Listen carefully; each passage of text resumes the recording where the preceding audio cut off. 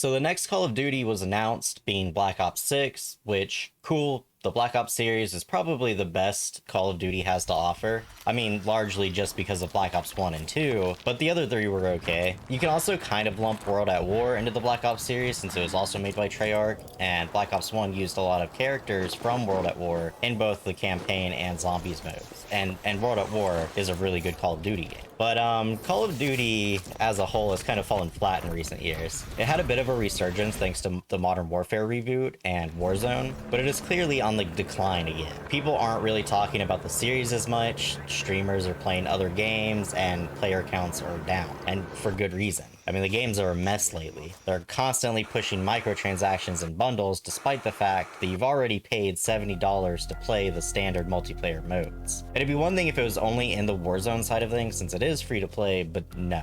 But what is free to play is XDefiant, what some are calling the Call of Duty killer, although let's be honest, the only thing that can kill Call of Duty is Activision.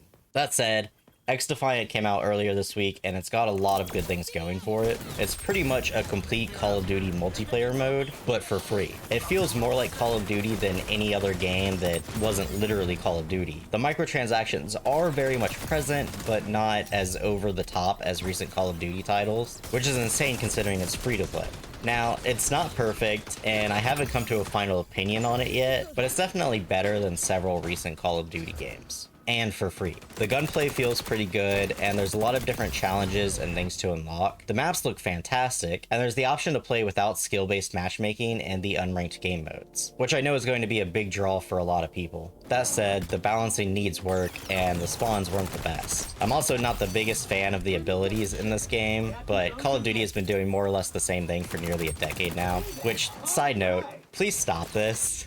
I love these kinds of abilities in very specific kinds of games, but they get shoved into everything now and it's not fun. So Call of Duty is actually going to have competition for once. You know, some people would say that like Battlefield was a competitor, but the Battlefield series honestly filled a different niche than Call of Duty. But XDefiant does not. It's the same niche. These two games are going head to head. Black Ops 6 has to be much better than previous entries if they want to continue making the same amount of profits that they've been taking for granted. So this might be it for Call of Duty taking its player base for granted. They may actually go back to making sure their games are good rather than just tacking on additional microtransactions to make up for a loss in total customers. And speaking of which, perhaps BattleBit will do the same for Battlefield. You know, I feel like EA really has to try harder with Battlefield if they don't want another flop. But what do you think about this? Have you played XDefiant and did you enjoy it? And are you looking forward to Black Ops 6? Let me know in the comments below, and if you enjoyed the video, hit the like button. And if you want to see more, subscribe. But that's it for today. So yeah, see ya. Let's be honest,